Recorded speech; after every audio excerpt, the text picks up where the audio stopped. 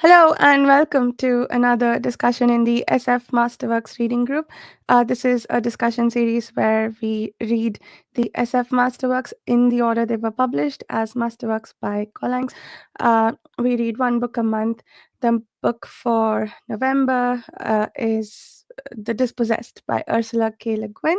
It's a book that I've been looking forward to quite a bit. And the books, if you're reading along with us or picking and choosing which ones to read with us. The books for the next 3 months are going to be The Drowned World by J.G. Ballard, that's for December. January will be The Sirens of Titan by Kurt Vonnegut, and Amphirio by Jack Vance will see us in February of 2025. And these discussion groups are open to anybody interested. If you'd like to participate here in the actual group or talk to us about the books, on the forum, consider checking out the Page Chewing forum. I'll have links down below. With me, of course, I have the usual group of friends. Jared, could you start us off with introductions? Sure. I'm Jared. I'm at the Fantasy Thinker YouTube channel and on plenty of podcasts associated with pagechewing.com, including Speculative Speculations and Film Chewing and other ones. So go there and check it out. Livia. So, I'm a podcast host of Books Undone, and I'm also on the Page Chewing forums. That is how I met these lovely people. And I'm an author. I write books and books with choices, which is known as interactive fiction. And Susana. Hello, my name is Susana Imaginariu. I'm the author of Weird Gods and other books. And I run a YouTube channel called Den of the Weird. And I'm usually around these podcasts hosted by the Page Chewing. And I'm always lurking on the forums as well. Very nice. It's a great place to lurk. Yeah. Lots of fun conversations. So what did... so just a show of hands, I guess, or whatever. Like, was this everybody's first LeGuin, or have you guys read other books by the author? So I also read The Left Hand of Darkness. And did you like that one? It's weird. I think I had the same problem than with this one. I find some of her ideas interesting, but I don't think I'm the best audience in terms of writing. Like, you know that this book in particular starts with a description of the wall. When I was reading it, I felt like there was a wall between the book and myself. Like, yeah, I don't know. At all times, I was conscious that I was reading a book. Like, it wasn't that the story I'm reading a book is immersive. Whoa, I want to keep reading. It was just like these are words on a paper, that type of. And I think it's very personal because it's the second book from her that I'm, not really enjoying. So yeah. Makes sense. Susanna, this is your first LeGuin? Yes, this is my first LeGuin. I was not impressed, to say the least. I was very disappointed. Yeah. My camera, it's just died. Oh. Moment. Oh, no. But you can still hear me, okay? Yeah, so it's just the camera. Yeah. Can hear Right, you. I'll sort it in a bit. Carry on. Cool. I know, Jared, you've read some Earthy like I have. I've read all of the Earthy books and I loved them quite a bit. So this one was one I was really looking forward to. Yeah, go ahead. I read their first trilogy. I haven't gone on to book 4 and 5 yet for Ursula, but I really love the Ursula books. I was those are really. So I was looking forward to this a lot because of how much I love the Ursula books, and yeah, I got to say I was slightly put off. I guess not. I didn't dislike it, but I was like waiting for that connection that I had with the Ursula books. I was waiting for that, and it just never really arrived. And this seems to be a what's the word I'm looking for?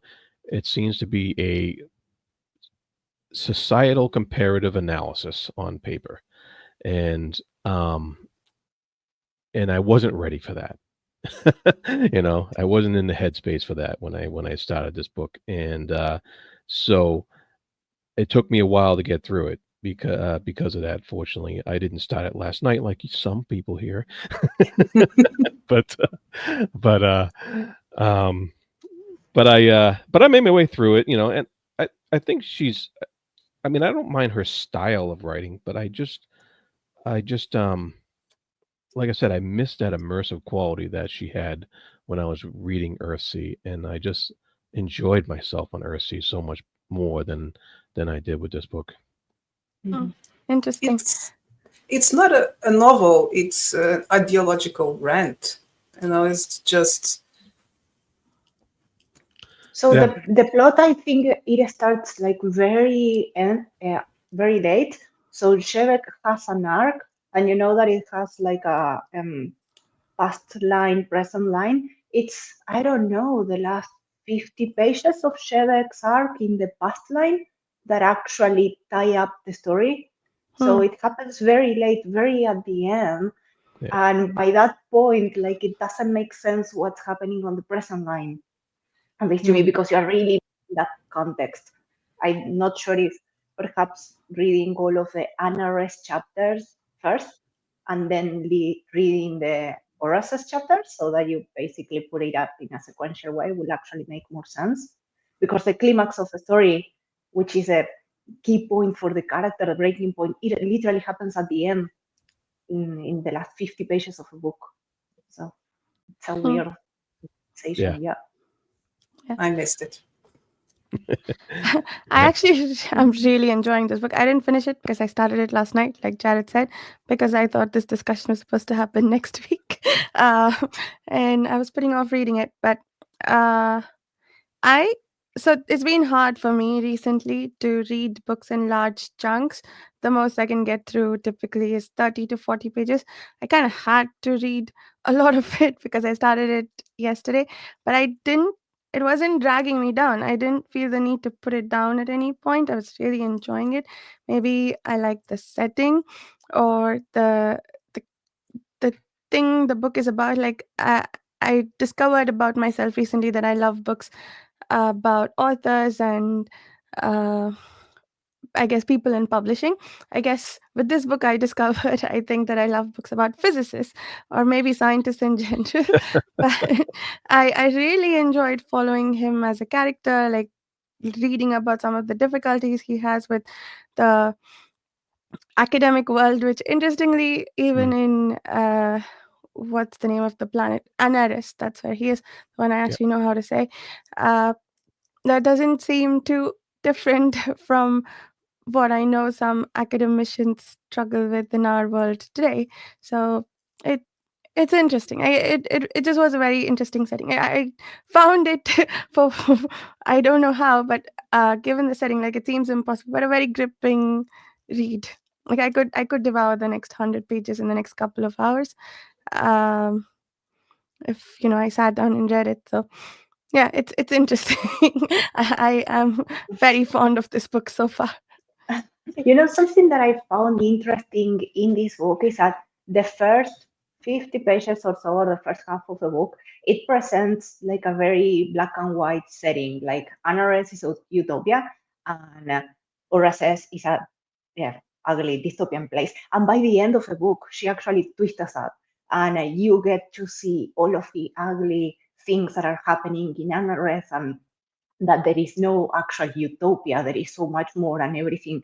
And it's not so different in principle because you still have corruption, you still have power also presented in a different way because you have that whole discussion Bedap says about people and customs becoming the power rather than a government or an executive power. And you also have the prejudice that is affecting Anares so deeply, just as it is affecting Gorases. And I found that very interesting because she presents it in a very shocking, black and white way. And at the end of it, the whole purpose of the storyline is just to go back and tell you, like, no, there is no utopia. And I think that's why the book is actually called, or people refer to it as an ambiguous utopia, because by Hmm. the end of it, you get that twist. Mm. Yeah, and it's like I said, I have about 100 pages left, but I think she's already going there. She's sort of building up to it. It's sort of like the yin yang of Yeah. it all. Like there is a bit of Anaris in the planet's name I don't know how to say, and there's a bit of Anaris in the other planet, and it's there are problems and things that work in both societies, and both societies tend to look at the other as black and white. So I feel like there's a lot of Yeah. nuance there in terms of how this utopia slash dystopia from the utopian's perspective was handled, and I thought it was very subtly done, at least as far as I got here. Like you said, it started with black and white, and it's sort of building up to, okay, it's not Yeah. it's not all great. Here are some problems with this, and you mentioned prejudice, Livia. I think the point of the story I am in, they really the people of Anaris really like to dismiss the people of, please someone help me with the name so I don't have to keep calling Or them us. Oris. Hmm. Okay. Yeah, uh Eurus, yeah. yeah, the people of Oris, they um as propertarians, they have all these labels for Yeah. them.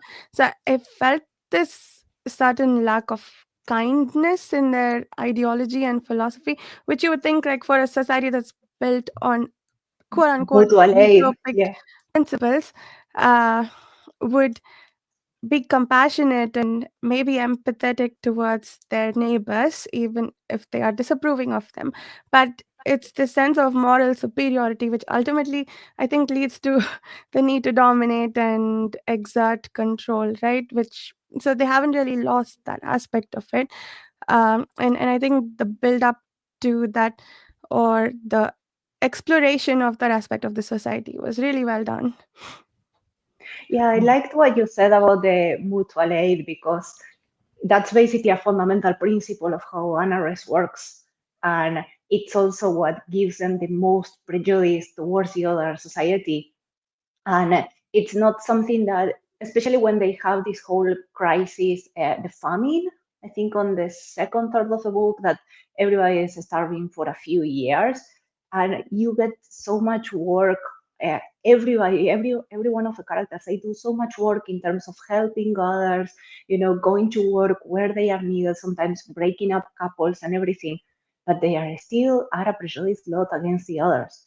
Like they will label them, like you said, they will speak ugly, and they have all of these myths and theories and history that is 150 years outdated, and the same thing happens on the other side on Orases, because they also have a very outdated history. They don't exchange books, and they also have a lot of prejudice. And I thought that when I was reading it, that LeGuin was perhaps also making a point in terms of nature versus nurture, because these are people that are born in a very different place, so different nurture, and there is a lot of emphasis on the education system, and it's very clear, but they are still the same, making the same mistakes, having the same mindset, even so that's why that discussion to me came to the forefront. Yeah, they seem to balance this. They seem to have this balancing act of being for doing something for the society and doing something for yourself, and Mm. like praising individuality, but yet if you do it too much, then you're an egoist. And so Yeah. it was that these the subtleties of their society wasn't it was something like it's a lot of unsaid rules, unwritten rules that they had to follow, and they're supposed to be a society who isn't subject to the rules like they are on Eurus, and so it was in some cases they were a little bit hypocritical, and in other cases they were they would do these things for their society. They would go to their postings and they would do that even if it didn't fit with what they wanted or even needed to do at the time. And so she explored a lot of that, and I think she really hit us over the head with the theme of walls and building walls, and how societies build walls for us, um, within the context of what the society wants to uh, accomplish, and also how individuals build walls for themselves with their relationships and their own outlooks on things. Because when Shevik finally gets to Eurus, he's basically enclosed, metaphorically, in a place with a lot of walls.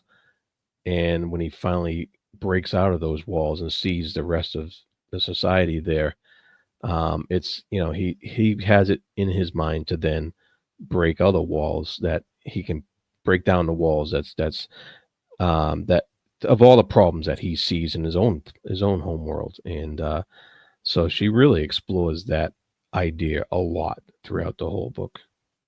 Yeah, and and it's really also tries to sell it. Yes. Basically, this book can be summarized as communism versus capitalism.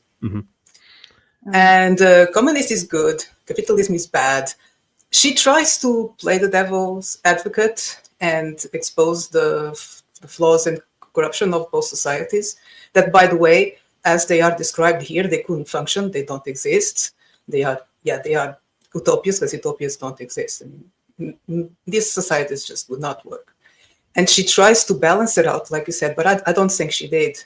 Even in the word choice, the way that it was written, we'll get to that. It was very much almost in the vein of propaganda. And it's clear which one she thinks it's the best one. It's the one that will solve more problems, that it's the virtuous. And it was grating on me, just to the point of it made me appreciate Atlas Shrugged a lot more. Seriously, at least there was a story there and good points made. Here, she took it too far. It would have been a great novel if it had a bit more story, a bit more humanity and empathy to it, and just focus on the things that really matter at the individual level. And she tried with Shevik, but the other characters, they had no inner life, pretty much. And so it became just, like, in my head, it was preaching.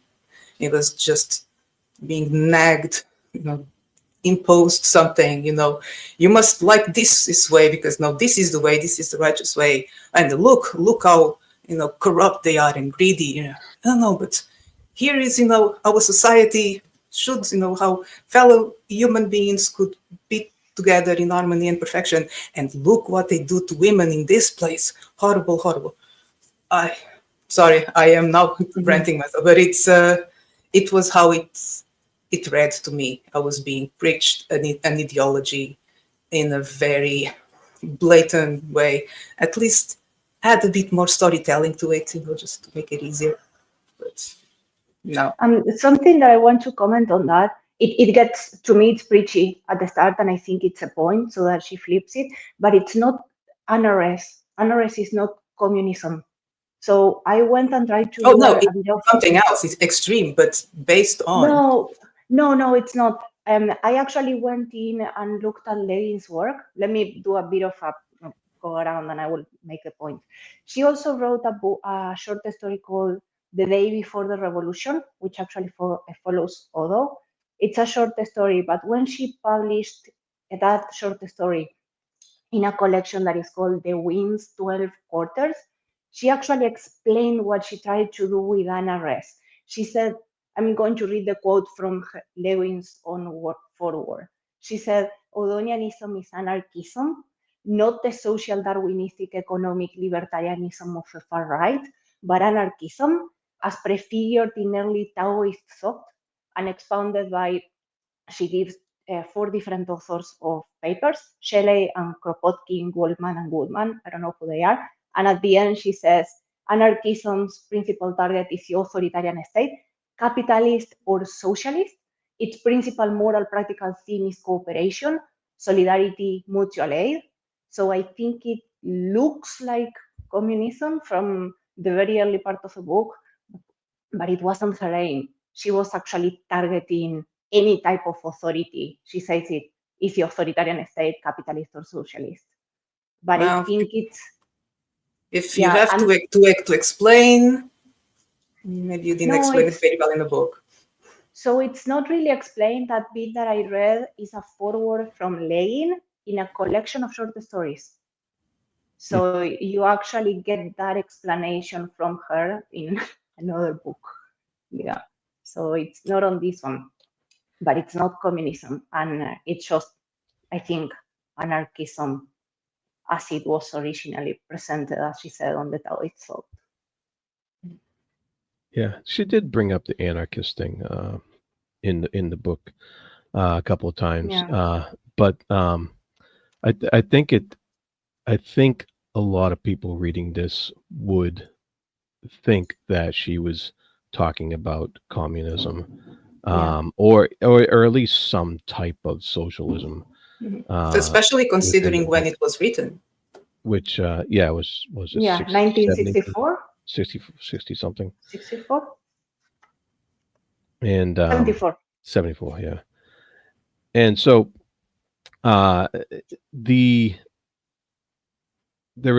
you could easily see how a lot of this could be conflated and confused as far as what type of ideologies she was expressing through the societies that she had set up with on Eurus and Anaris, and the because it was convoluted a lot, because she was throwing a lot of back and forth ideas and talk between characters when Shevik was speaking to various factions on one planet and various factions on another planet. It can definitely get convoluted with what he was talking about with them, because they were throwing all kinds of ideas at him, and he was kind of a passive observer of it all and wasn't really involved other than to occasionally try to get a paper published. And until the very end, where he was like, okay, now I'm going to try to break down some of these walls. And so I can easily see how people may be confused about what LeGuin was writing about here, because it is confusing, and it is convoluted if you want to read a novel that you want a cool story for, and you're getting a lot of ideology in like in an essay type fashion. And so I think that's what you have to kind of gear yourself towards, as if when you're getting into this book and what you're going to get out of it. And so I think like I said, I thought it was okay. I enjoyed a lot of the stuff that she was writing about, the back and forth between the different worlds and the back and forth between the different factions within those different worlds. And I thought that was really interesting, and how she was presenting that. Yeah, a little preachy in some points, but I wish it was a little more story based, because I wish the exploration of the societies in the worlds had a bit more consequence or higher stakes than philosophical ideology, and who was going to win an ideological battle, and rather than a high stake actual outcome that I think we had more of in Earthsea. And everything, like the highest stakes, everything related to that happens like in the last 2 chapters, when Shevek decides to action something regarding his research. I'm trying not to spoil for Varsha, but It's No, it's fine. Go ahead and so it's fine. so at the end, Shevek decides not to give his research results neither to Uras's nor Anares, and he goes to the Terrans and asks them to send up a transmission with his research, so that everyone, including the Hainish, will actually get it. Like, that is the high stakes, because you have like Yeah. a huge fight at the end, that the people from the lower Yeah. classes within RSS, they rise up. There is a whole police raid in there, but it's like literally the last chapter. Like, it Yeah, but happens like very, very at the end. yeah, it's like finally, yeah, right at Finally, the yeah. end. And when it happened, it seems like so squished up, like it happened too fast. Like, especially because Shevek is unconscious on a period of time, so suddenly he wakes up and he's somewhere else. And that's it. Really? But yeah, Wow. so there is a part he gets Yeah. unconscious, and then he wakes up and he gets told what happened. So it was very rushed, and you Yeah. get that He climax. gets told what happened. Yeah, Oh, there is blood. one, and there is another part in which there is also like a skip, and he tells another person how he arrived there, because suddenly he's in the Terran embassy and not anymore on AIO, which was a country. But yeah, that I agree with Jarrod. But something that you mentioned as well, Jarrod, that I really liked is that everybody in this book, like every society, sees itself as a utopia and the others as a negative ones.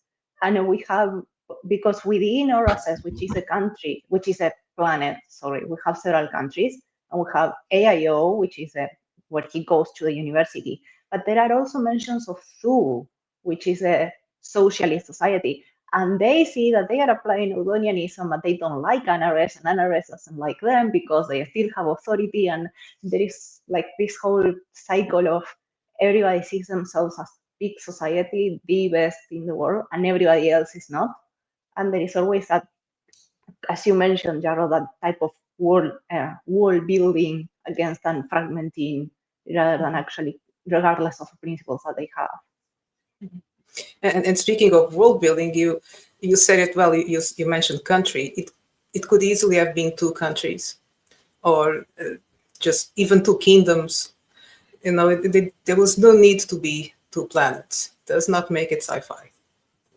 Just pet peeve. Yeah, it's kind of strange how the sci-fi aspects of the book are just the fact that it's a different planet with a moon, and there's but the people in societies, other than other than some space travel, it's kind of Limited, yes. it's kind of just like regular Earth stuff. Yeah, You know? there's nothing. Even the mail system. Yeah, it was so convoluted. At least I don't know. Yeah, there was nothing sci-fi-ish or even futuristic about it. Nothing unusual, extravagant. It was just about the ideology.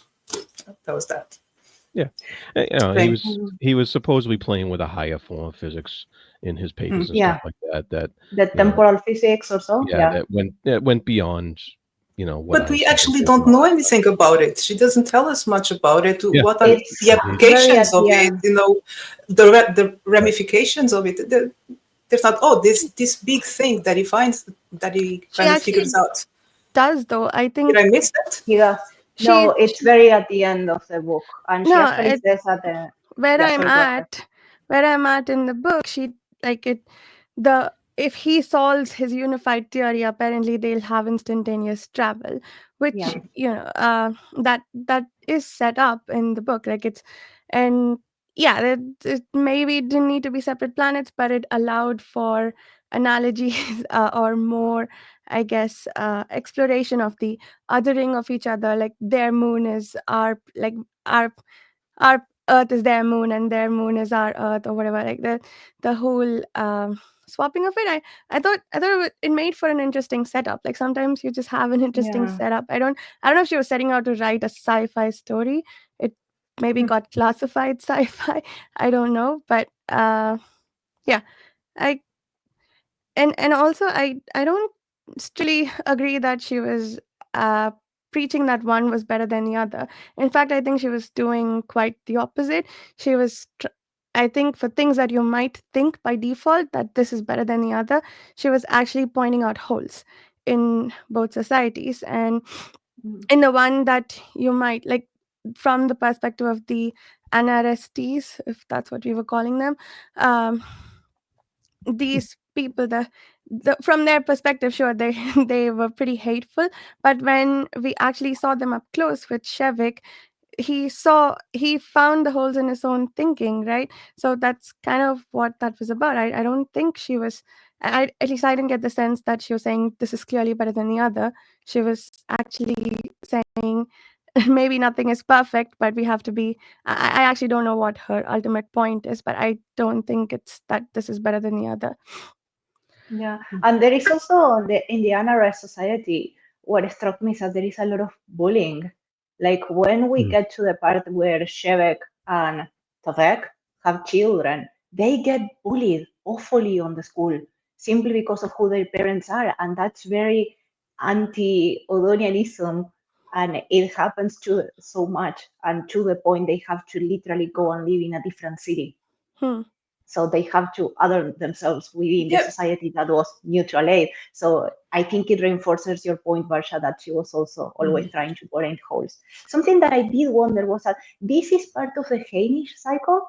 So since I haven't read any other books, I'm not sure how Shevek's transmission at the end impacts the other books.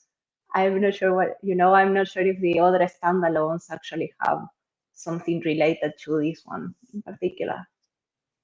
Yeah, I was curious about that too, whether the science in this book had larger repercussions in, and I don't think this is the first book in the Hainish cycle, right? I think I think it's the second one. Yeah, Worlds of Exile or Worlds of Illusion, one of those, I think, is the first book, if I remember correctly. So in the Left Hand of Darkness, this didn't happen yet because they literally take years to travel from one planet to the other on the Left Hand of Darkness. So I'm not sure. So this one clearly didn't happen yet by that point. Yeah. Yeah, I've been wanting to read the whole Hainish cycle for a while. So. And I actually wanted to read them in order, but I clearly did not succeed. But yeah. So sorry. what about the prose? What did you guys think of the prose? I actually really liked it. Yeah, I had no problem with it. I thought there were some parts of like I guess there were a lot of one-liners that stood out to me as like deep observations that I highlighted a lot of. There were some parts that I think felt a little, what's the word I want to use? Very, I guess for lack of a better term, for dumpy. I guess I don't. That's not quite what I want to say, but I guess it'll serve. But mostly, I liked the way things were structured, and I liked the philosophical debates that happened in the form of dialogue. Though there were a lot of long paragraphs there. I like the how she sets the black and white expectations at the start, only to just flip it throughout the book and start pointing out how everybody has so many problems and so many. Basically, I think that the point she's making was nothing is perfect, even though it seems to at the start. Like you have to clearly, and I really liked how she set up expectations and then tear them down at the end. And there were other like smaller ideas that were very interesting. Like for example, how they in NRS they speak differently because language affects speech, which we discussed in Babel 17 and so on. But there were a lot of nice ideas, I think, worth exploring. It's just that to me the way it was presented didn't make it the most appealing story. Yeah, I like a lot of her. I think Vashi said one-line philosophies that came out. Like for instance, when Shevik arrived at his new place.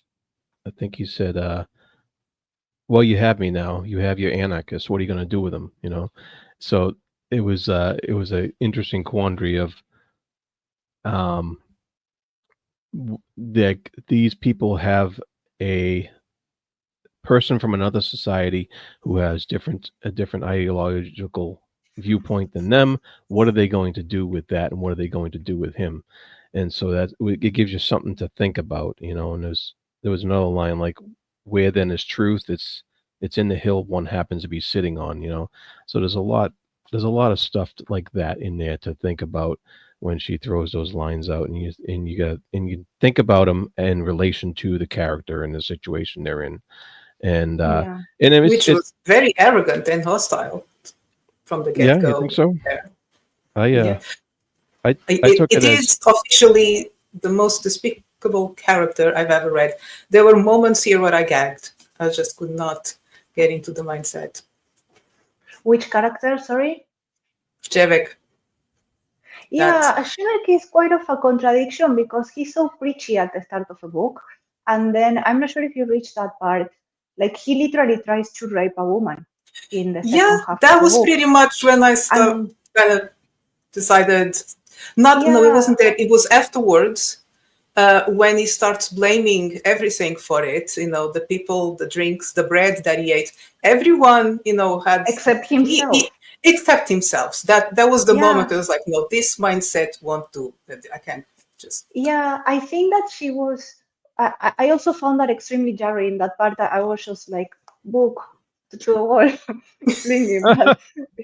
That was my reaction at that point. But after a lot of thought, I thought that, or perhaps I'm adding too much meaning into this.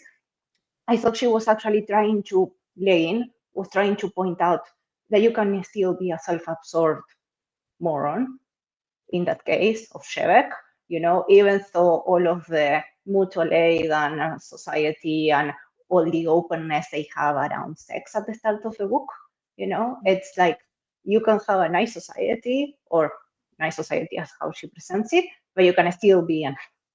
And I think that was like the point, because there is no self-reflection. However, what I thought was inconsistent on the same scene is that it's one of the greatest crimes according to his society, for sure, that part. And he makes no reflection about the fact that he breached like one of the most important principles of Audenianism. So I'm not sure if because he was exorbitantly drunk at that point, but it felt like, to me, that whole scene, it felt like it didn't need to be there. And he was also like so mean. I think it was Vea, the character, the sister, this woman. He was like all the time so mean to her. Like he was mean to everyone. Can I point out two things? One, because I just remember that I read here one of the best descriptions talk about men writing women. There was some point where he was describing breasts with their blind eyes. That one was memorable. Yeah. I was like, because what the hell? They seem to use, like, in RSS, they seem to have like the cleavage under, right? And they walk out with their boobs out. You know, it's very fashionable. But his character, the level of sexual frustration, it was most like as if he was powered by it. And there's another bit I was skipping, and I kind of stumbled upon the word erection, so I guess that made me stop. And it's when he meets what's her name, his old companion partner, Tevrek or something like that. Tevek. Yeah, and he starts describing her, how she, how she aged and lost the tooth, and the hair no longer had the shine, or this and that. It's like the most appalling description. You would never describe someone you love that way. And then it shifts to her point of view, and she noticed his desire, and I was like, did I skip something? And then no, it's just, and then he had to subside his erection. And that whole scene, that encounter between the two of them, was so cringe and so wrong on so many levels, because the way he was describing her, what desire, where did that come from? I don't know. See if I can find it because. Yeah, but there is a part in which she makes like a one line flash forward and Tavek says something like when the passion has already worn out and they were old and basically she was ugly and clean. It was a bit jarring and also unnecessary because I don't Yeah. reach that time, so they don't age in the book past that. So that comment was Yeah, it completely just off. came out of the It blue. was weird. It was at page 261. It starts at the end of 260 and then Have the 261. same edition. That whole passage, it was the most bizarre thing I've ever read and the most cringe. So it's chapter 10 for the other editions. Oh, yeah, I completely stopped after that. But yeah, the part that says Shevek saw clearly that Takver had lost her young grace and looked a plain, tired woman near the middle of her life. He saw this more clearly than anyone else could have seen it. He saw everything about Takver in a way that no one else could have seen it from the standpoint of years of intimacy repetition and years of longing. It's longing, true that it's a weird way to describe a significant other. So yeah, very. But and this goes back to the prose, which I also had issues with. I started by thinking, oh my God, I cannot believe this is so bad. You know, I heard good things about Ursula LeGuin's writing. How can it be so bad? And then you realize, okay, no, this is deliberate. There's a lot here. You know, the repetition, their eyes met, and then they look at each other, and then that is so like no one else, and then repeats the same thing, just the other line. And there's a lot of this to the book. And I was like, well, the editor should have, noticed these things. So it must be deliberate. And it's this, it's almost as if she was trying to wear us down, to kind of numb our minds, to now and again create the impactful moment or the philosophical one-liner. It seemed very deliberate that way. Numb, numb, numb, numb, numb. Here's, a great line. Numb, numb, numb, numb, numb. Oh, here's another clever thought. It's a valid trick, to be used now and again, but it was constant. It was doing my brain in. I'm not sure if she was trying to purposefully alienate the reader, because in theory, no, not alienate, just kind of almost inebriate the reader. No, it's just keeping in the I'm not sure, because I honestly read 2 books of her, and Earthy, which is the one everyone praises. I haven't read It's the same. It's like this. The same style. Varsha. Oh, Ursula? No, Yeah. I don't think so. I think this is quite different. This seems deliberate, yeah. But Earthy is fantasy, right? Yes. I'm not sure, perhaps, if she has a very different style across genres. Maybe, and that's maybe that's. I think Ursula is actually quite a different style to this book, and I think she was going for a purposeful style in Ursula to reflect more of a fantasy vibe, I guess if you want to give it that. She was definitely a big fan of Tolkien, and you can see that influence in her Ursula writing. But she also had Ursula, the first one, The Wizard of Ursula, was a coming of age tale, and it had that not just fantasy aspect to it, but fairy tale-ish fantasy aspect to it. Yeah. Whereas this does not have that at all. This is a it is science fiction in the fact that it is constructed as, it almost is constructed as, like I said, an essay of societal comparison, and it's maybe that's the repetition that you're feeling when you read it, that you're reading something that she's putting out in a style that is meant to be almost as if Shevek is presenting to us a course in what these societies' differences are, and what makes them both good and bad at the same time, and so it's definitely a different style than you get from Earthsea. Yeah. I did read the related story, like the days before the revolution. It's actually from the point of view of Laia Odo when she's old but not that old. It's very different. Like you get, it's not preachy because it's not about her ideology. It's an old woman that is worn out, exhausted after life, after being imprisoned, and she doesn't. It's very very different. Of course, it's a short story, so everything happens faster, but it's like her character to me at least it seemed alive, that type of character. And it was weird because this is not like Shevek. It was like the beginning of the book, as I said, it has a wall and I couldn't get through it, like I couldn't get into the Yeah, characters, but yeah, the other story was very different. So it may be Jarrod, as you said, that she was going for a deliberate style on this one as well. yeah. No, so she definitely has the skill to do what she wants to set out to do. Uh, Mm. so yeah, I don't know. What do you think, Basha? Yeah, I yeah, I think it does feel very deliberate, like she knows exactly what she's doing and knows what the effect she wants is. I don't know if said effect she wants is inebriation of the reader, but um, I, it does feel deliberate and like she knows what she's doing, and the and I feel like even the parts that feel sort of info dumpy, she put them there for, like that's how you get that kind of exposition out perhaps. And yeah, and you mentioned Atlas Shrugged. I didn't finish that book.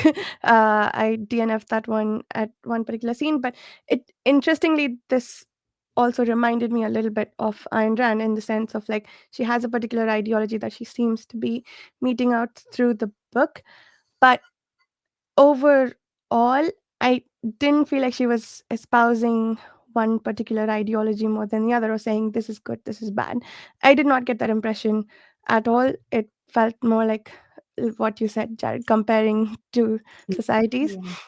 and neither is clearly the winner, and Mm. even though it may seem like it.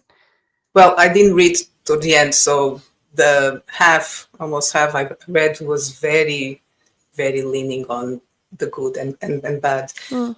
You say that it shifts toward the end?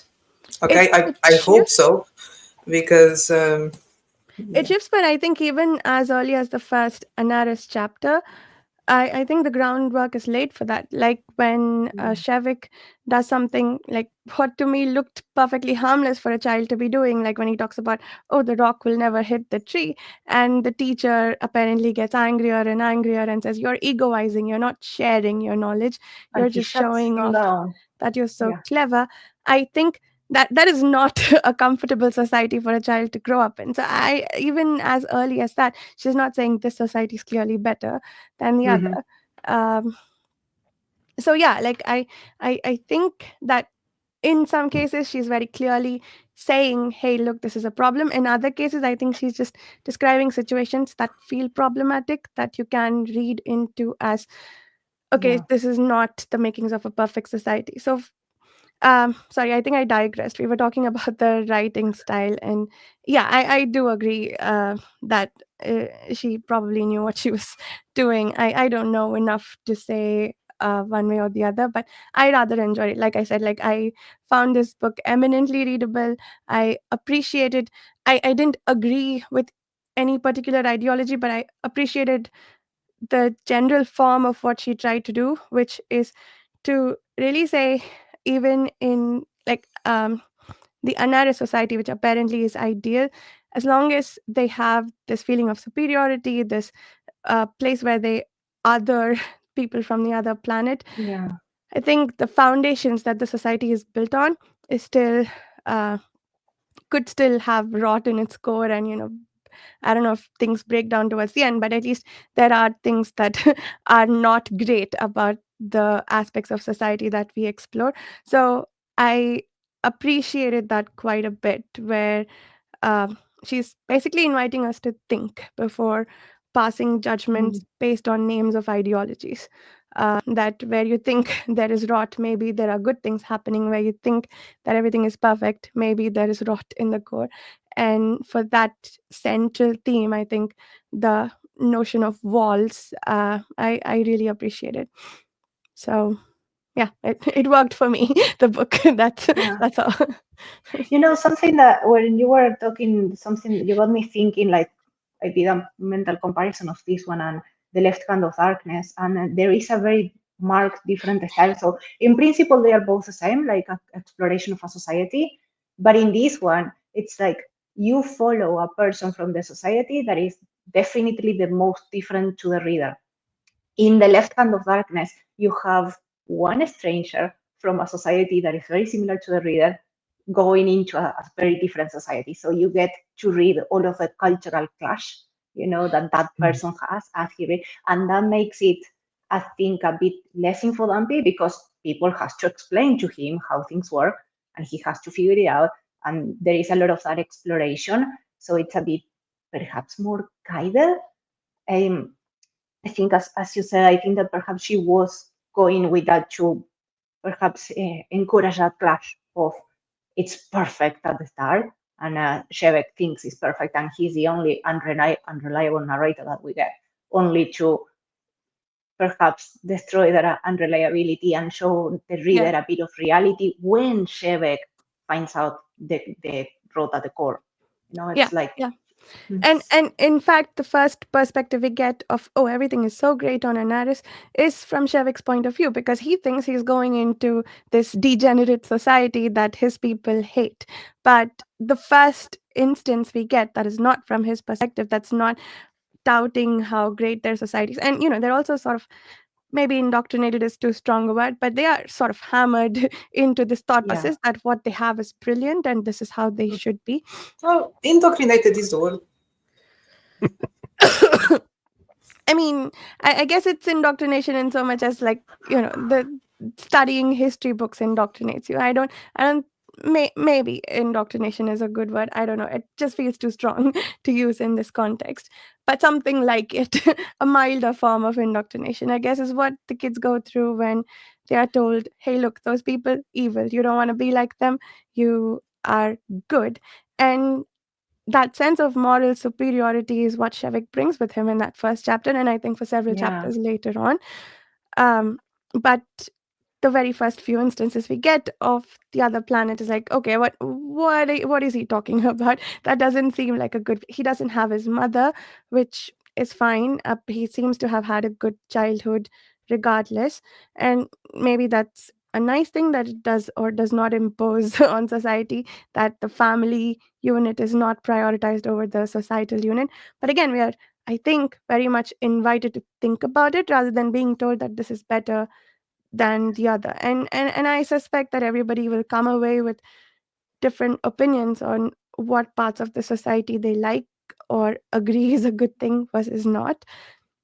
But the fundamental thing I think that the book does, like the books that I tend to like in this series, is make you think, which it did to me quite a bit. I forget how we got here though.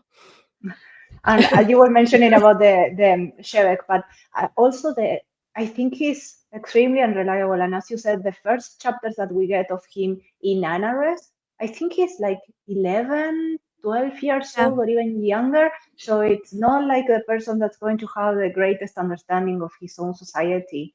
And something about that point, there is a very, very small tertiary plot about his friend that writes a theater play, and then he finds out that he got scorned and he got sent basically to an asylum or something like that. And I think that's a perfect demonstration of censorship and how they don't self-reflect, like this society doesn't self-reflect. And it's part of that, let's build it up as perfect and then destroy it and show up all the ugliness that society has. Because when they find out, when they meet again this person, he's very traumatized, he's very different, and he's literally obsessed over this theater play. So the society that was based on mutual aid failed this person, this character, like extremely. And it's a I think, a very small plot line that brings that reflection again over itself and the society. Yeah, exactly. That one stood out, and so did, I guess, the professor and Sabul was Civil, that his yeah. name? That was Yeah. censoring him. And how he wanted to share credit and so on. So it, and I guess the conversations that BDAP, is that the name of the friend with all the revolutionary ideas, who yeah, and I think those are some of the more explicit discussions of the parts of society, like even when you have an extremely decentralized society, if the people as a whole sort of have this unspoken agreement that something is good or bad, or that they don't want the status quo to be disturbed, then bad things will happen to people who are different, instead of what you may think is like, oh, the difference sort of evaluated and recognized and maybe absorbed into society. They are sent into the asylum apparently. Yeah. And whether, I don't know if that's what will happen in a society that is built in that manner, but I think the larger point there is, both the bad things in both sets of societies is due to a lack of introspection in some form, right? Like, or sort of the unwillingness to change perhaps. Yeah. And and that's the key. Like, you can have a good society built on this basis or on that basis, but as long as you start, and I think there was a line in there somewhere about how children are just repeating the philosophy without understanding it, and this, the word of the law versus the spirit of the law, etc. And what was I going to say about this? Yeah, I think there is something else that needs evaluation, not the actual, like, philosophy itself, perhaps, is the point. I Well, think she was, in terms of that, I think she was also pointing out that power, it's not only in terms of executive power, that somebody chosen to guide yeah. the society, because there is, at that point you mentioned, there is this whole discussion of custom can be power over a society and Yeah. can set up a social norm as well. Yeah, exactly. So the custom or tradition, or this is the basis of the philosophy, or the use of certain words in the language to exert superiority or get rid of things that make you uncomfortable, like stop egoizing. Maybe nobody who's using that word really understands what it means, or maybe is someone's not egoizing when you tell them to shut up and stop egoizing. So yeah, I think they had a lot of very interesting situations there that were explored in the book. Sorry, Susanna, you were going to say something. Oh, I was going to say that I didn't get the impression that she was. I mean, I got the impression that she was trying to portray as a good thing, but I picked up on all those discrepancies that had been told as if it was a good thing, and I was just shaking my head, no, no, no, no. And there's remind me of a bit here, talking about egoism and how they change the possessive terms. So again, that makes me very angry. But there was this line where they were talking about how women were by nature egoists because they had to carry the baby for 9 months. So of course they were going to be possessive or something like that. And I was face palming as I can't believe this. So a society that is, where socialism is taken to that extreme, that's what I mean. It can't function. They had no sense of morality. It was all external. It was all, based on what other people would say or do. That's why they were bullies. Anyway, I could go on criticizing and then and I'm not saying the other one was better. That's the point. That even though the argument was being made for both, they were both flaws. They were almost caricatures of societies. They were not utopias per se, because they could not function. It was just, here's this set of ideas that usually go together and cause this problem. Here's this set of ideas that usually go together and cause this problem. But if the objective of the book was to let us know that, you need to, we need to have history, because another problem of Anaris was that they didn't have history. They had like 100 years of history. That they had nothing else to compare themselves to through time or even other societies apart from Horus. But it's not a matter of breaking walls. It's all very good, the dangers of building a wall in the first place. But when you have societies like this, I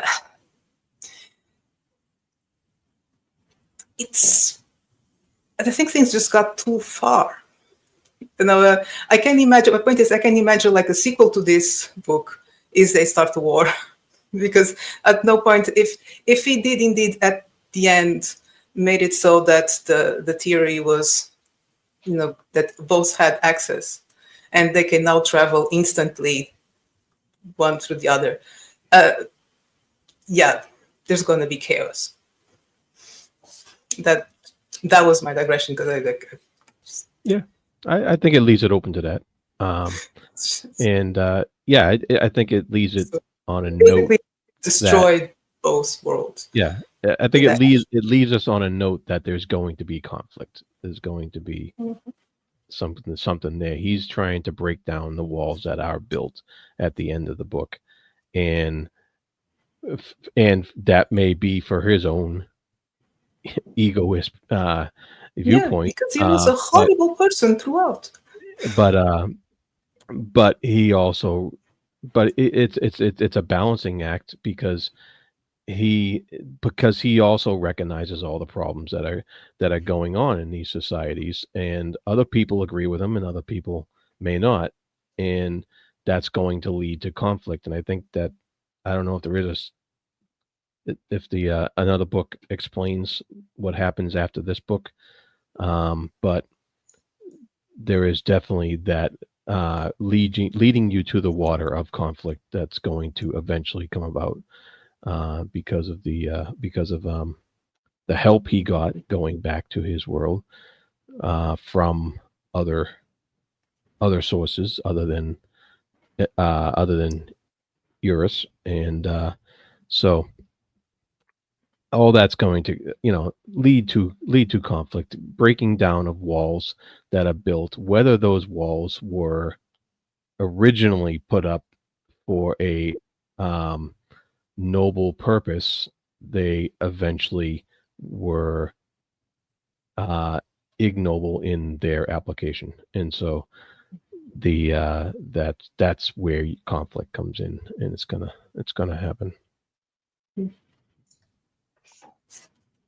If anyone reads it, please let us know.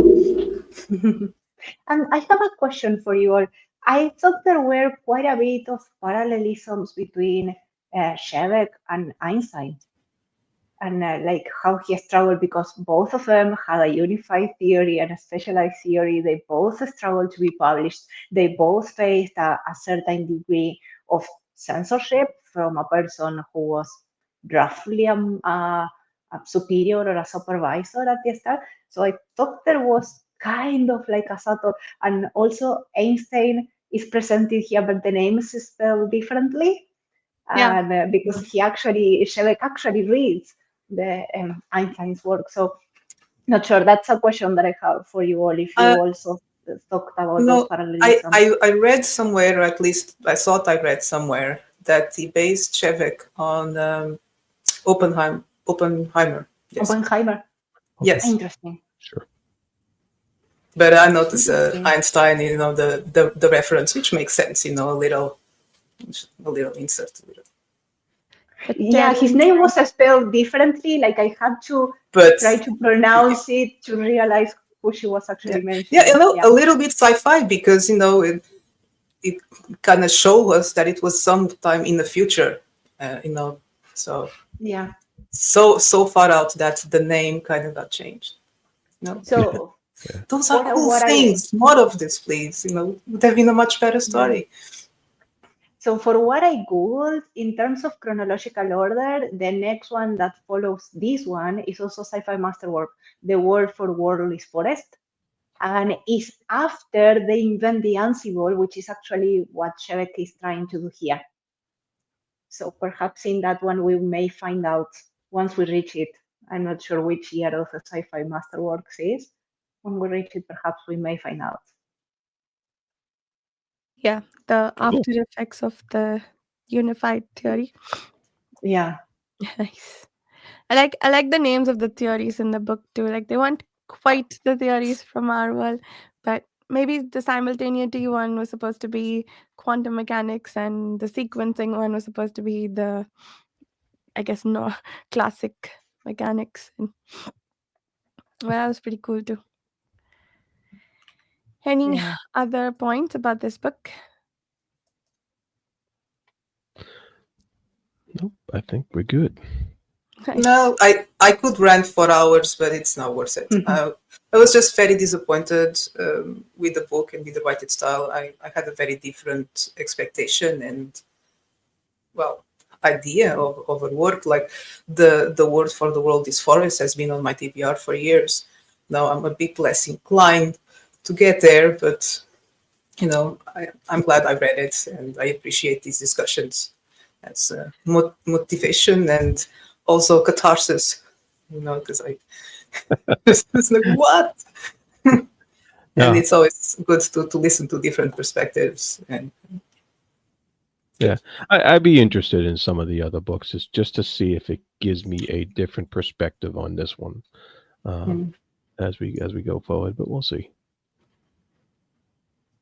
Nice. So the word for world is forest is number 137 in publication order of the masterworks. Oh, So so it's like a long way. 2030, only a yeah, decade away or so, right? Yeah, more. something like that way. I'll probably forgotten about this one by then, so I think it's okay. It's fine. Yeah. We have a spreadsheet to remind you, but don't look it up before reading. And if you're reading along with us, maybe no, in 10 years we'll get to the word for world is forest. But meanwhile, the books for the next, we have to do outros first. But let me finish because I started this. Uh, the next three books, once again, are going to be The Drowned World by J.G. Ballard, The Sirens of Titan by Kurt Vonnegut, and Amphirio by Jack Vance. Consider joining us for one or all of these. Jared, could you start us off with outros? Sure. You can find me at the Fantasy Thinker YouTube channel. You can find me at Speculative Speculation Podcast and other fine podcasts associated with pagechewing.com. Livia. Yeah, and you can find me as Livia J. Elliott almost everywhere: X, Blue Sky, Threads, Instagram. And if you sign up to my newsletter, liviajelliott.com, you can get a free ebook for my book, The Genesis of Change. And my podcast is Books Undone, everywhere where podcasts are published. And you can find me on X, on my YouTube channel, Den of the Weird, or you can instead find my books pretty much everywhere where books are sold, mainly Amazon. There's a new one coming up next month, a retelling of the myth of Theseus and the Minotaur called Asterius. So check it out. Very nice. Yeah, and you can find me on the YouTube channel Reading by the Rainy Mountain.